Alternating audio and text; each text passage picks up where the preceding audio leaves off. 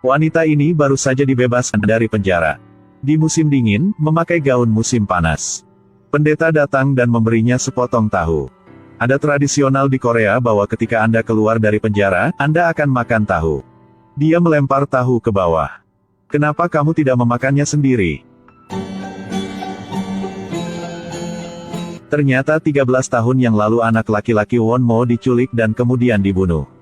Tidak lama kemudian, seorang gadis datang untuk mengaku. Ketika berita itu dirilis, seluruh negeri terkejut. Kogai Moi 19 Tuisin Dep Nai Lai Lahung Tu Giet Ngui Tanen. Seperti yang diharapkan, pada rekonstruksi TKP, dia gemetar dan mengikat tangan boneka itu. Tapi dia tidak tahu bantal warna apa yang akhirnya digunakan si pembunuh untuk mencekik korban. Dia hanya bisa menggunakan matanya untuk meminta bantuan.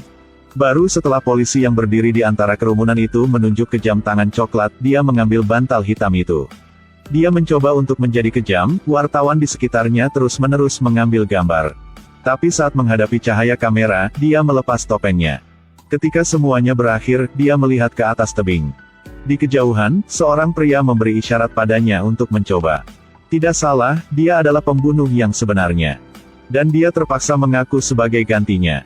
Sebenarnya gadis itu tidak bersalah, petugas polisi Choi segera tahu tetapi dia diam. Karena tekanan opini publik, lebih baik bagi seseorang untuk mengaku daripada tidak menemukan pelakunya. Jadi dia membawa kemalangannya ke penjara. Ketika dia pertama kali masuk penjara, dia sangat tertekan, menangis sepanjang hari. Tapi tiba-tiba suatu hari, dia sepertinya dibimbing oleh Tuhan untuk menemukan kehidupan baru. Sejak saat itu, dimanapun ada orang yang menderita, akan ada bayangannya. Dia merawat tahanan yang sakit. Bersabarlah dengan narapidana penderita Alzheimer.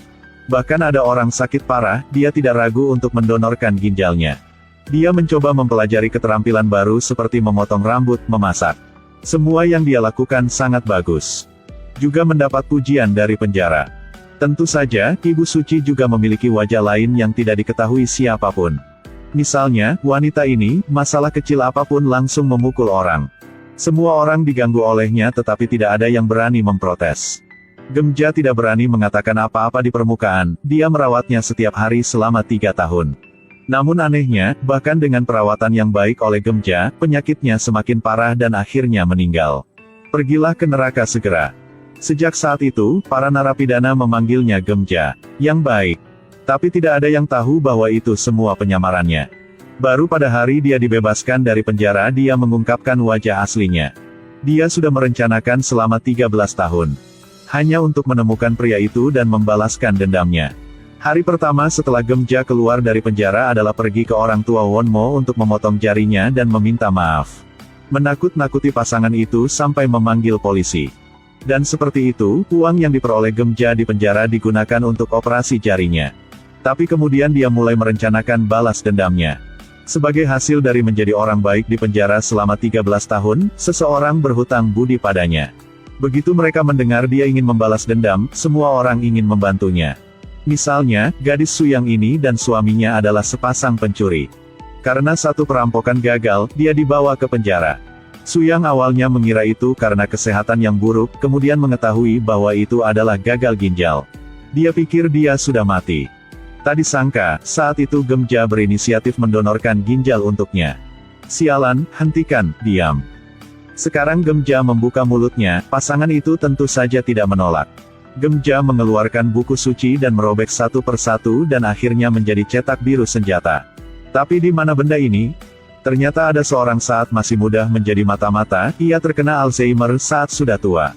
Dibenci oleh narapidana lain, hanya Gemja yang berinisiatif untuk merawatnya. Karena untuk berterima kasih padanya orang itu memberi buku ini. Anda harus membalas dendam.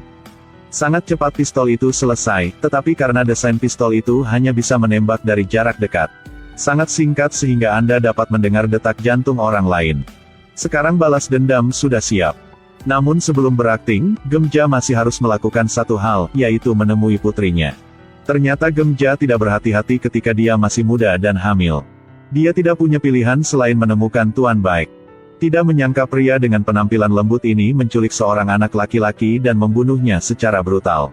Tidak hanya itu, dia juga menculik bayi Gemja yang baru lahir agar Gemja disalahkan kalau gak mau akan membunuh anaknya. Itu sebabnya dia harus mengaku di masa lalu. Pada saat ini, Gemja menyelinap ke panti asuhan untuk menemukan dokumen putrinya. Sepasang suami istri Australia mengadopsi bayinya. Awalnya hanya ingin melihat wajah anak sekali saja, tapi dia benar-benar anaknya. Keras hati seperti Gemja, terus meminta untuk pulang dengannya. Orang tua angkat juga harus setuju. Gemja melanjutkan rencananya untuk balas dendam. Dia juga memiliki pion di tangannya, yang merupakan sesama tahanan bernama Yi Chung. Karena ingin membalas atas anugerah keselamatan Gemja, dia menikahi Tuan Baik. Tapi jika Gemja tidak tahu bahwa dia memiliki orang dalam, dia juga memiliki orang dalam. Dan orang dalamnya adalah pendeta yang pernah berkhotbah padanya sebelumnya. Ketika dia mengetahui tentang istrinya dan Gemja berjabat tangan, dia sangat marah. Baik memanggil dua pembunuh untuk membunuhnya saat dia sedang dalam perjalanan untuk menjemput putrinya. Gemja tahu kekuatannya tidak bisa menang, jadi dia pura-pura pingsan. Ketika dia berbalik, pistol itu tepat di depannya. Gemja melepaskan tembakan tanpa ragu. Pria lain segera menarik putrinya kembali. Pada saat bahaya, Gemja masih tidak melupakan jangkauan pistolnya. Adalah mendengar detak jantung lawannya. Adapun Tuan Baik, dia juga pingsan.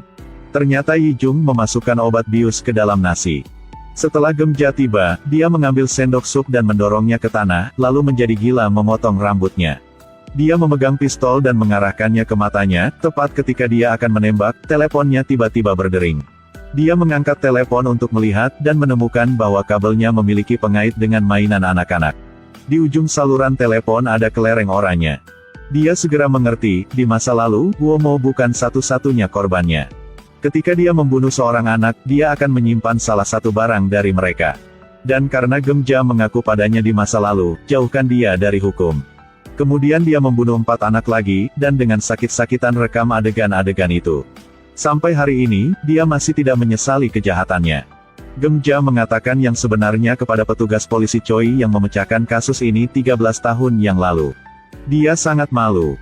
Rupanya dia tahu Gemja tidak bersalah tetapi masih menolak untuk menemukan pelakunya, membuat begitu banyak orang mati.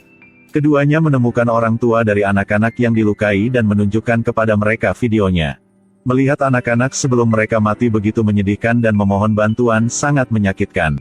Mereka pernah memberinya uang tebusan yang besar, tetapi mereka tidak dapat menyelamatkan putra mereka dari penipuan. Mereka mulai mendiskusikan bagaimana menghadapi si pembunuh. Mereka tidak tahu bahwa percakapan mereka ditransmisikan melalui mikrofon ke ruangan tempat Baik dikurung. Ini adalah pengadilan khusus dari Gemja untuknya. Mereka akhirnya mencapai konsensus untuk menghukumnya. Pada saat ini seorang ibu berbicara. Maaf, saya pikir terlalu mudah baginya untuk melakukannya bersama. Dan begitu saja, semua orang menggambar angka. Orang pertama yang masuk adalah wanita yang lembut. Dihadapkan dengan interogasinya, dia bahkan membela dirinya. Bu, tidak ada seorang pun di dunia ini yang sempurna. Giliran kedua adalah 2 pasangan. Pada titik ini, dia sangat takut sehingga dia gemetaran. Tapi mereka berempat tidak ragu sejenak. Pria di belokan ketiga ingin membunuhnya dengan kapak tetapi ditarik kembali oleh istrinya. Ada orang lain di belakang, Nenek Jo sedang menunggu. Akhirnya masuk adalah seorang wanita tua kaya. Dia tidak mengatakan sepatah kata pun, matanya kejam. Hanya menggunakan gunting kecil untuk anak kecil, tusukan itu berakibat fatal. Setelah itu, semua orang membersihkan tempat kejadian dan berfoto bersama. Bukan untuk membuat kenangan, tapi untuk menjaga rahasia ini bersama. Malam bersalju, Gemja dan putrinya saling berpelukan dan menangis. Putri akhirnya memaafkannya. Dan Gemja memberinya sepotong besar tahu. Harus hidup bersih, harus hidup bersih. Live white, like this.